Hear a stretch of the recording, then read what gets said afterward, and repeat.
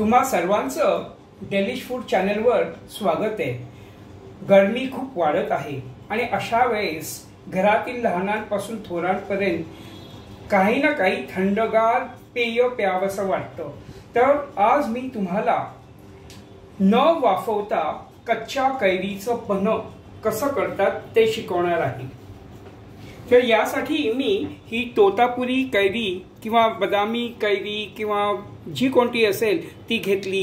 हिला मी स्वच्छ धुवून थंडगार पाण्यामध्ये ठेवलं अर्धा तास, जेणेकरून त्यातील जी उष्णता असते ती सगळी निघून जावी। आता या कैरीचे हे मी साल काढून घेत आहे आणि त्याचे छोटे छोटे तुकडे करून घेणार आहे। हे बघा, हे कैरीचे असे मी मोठे मोठे तुकडे करून घेतले आणि ही सालपट काढून घेतली।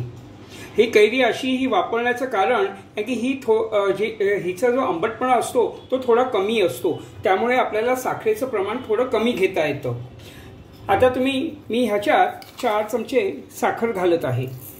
तुम्ही साखरेच्या ऐवजी गूळ पण वापरू शकता, पण मग पन्ह्याचा रंग थोडासा मवाळ येईल। तर हे मी 4 चमचे साखर घालत आहे। नंतर ह्याच्यात मी 3/4 टीस्पून काळं मीठ घेतलं आहे आणि 1/4 टीस्पून पांढरं मीठ घेतलेलं आहे। काळ्या मिठाने पन्ह्याला खूपच चांगली टेस्ट येते। ओके, नंतर यात मी 1 टेबलस्पून बडीशोप टाकत आहे। ही कच्ची बडीशोप घेतलेली आहे आणि यात मी 1 वाटी पुदिना टाकत आहे।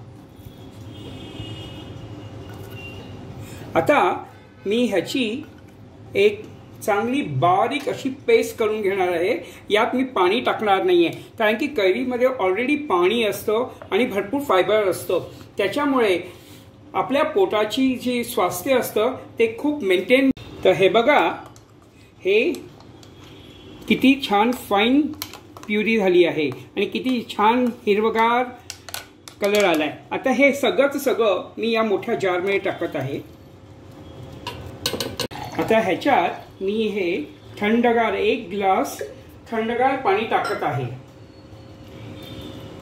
हे आता ह्याच्यातलं थोडंसं पाणी या जारमध्ये घालून ह्याच्यात जे राहिलेलं आहे ते पण मी नीट मिक्स करून या जारमध्ये टाकून घेईन आणि परत एकदा ह्याला मिक्स करून घेऊ मिक्सरवर। हे आपल्या कच्च्या कैरीचं पन्ह तयार आहे। न उकळता, कच्ची कैरी न उकळता कैरीचं पन्ह हे तयार आहे। हे पिल्याने तुमच्या हृदयाचे स्वास्थ्य आणि डोळ्यांचे स्वास्थ्य फार निरोगी राहते। परत हे पिल्याने आपल्या शरीरातील जे अन्न आपण खातो ते पचण्यास मदत होते, त्यामुळे हे पन्ह घेणं फारच आरोग्यदायी आहे। जर का तुम्ही माझ्या चॅनलला अजूनही नवीन असाल आणि अजून सबस्क्राईब केलं नाही तर प्लीज माझ्या चॅनलला सबस्क्राईब करा। आजची रेसिपीला लाईक करा आणि ही रेसिपी तुमच्या फॅमिली आणि फ्रेंड्समध्ये जास्तीत जास्त शेअर करा आणि हे पन्ह कच्च्या कैरीचं न उकळता झटपट बनणारं पन्ह तयार करून बघा आणि सगळ्या पाहुण्यांना खुश करा। थँक्यू।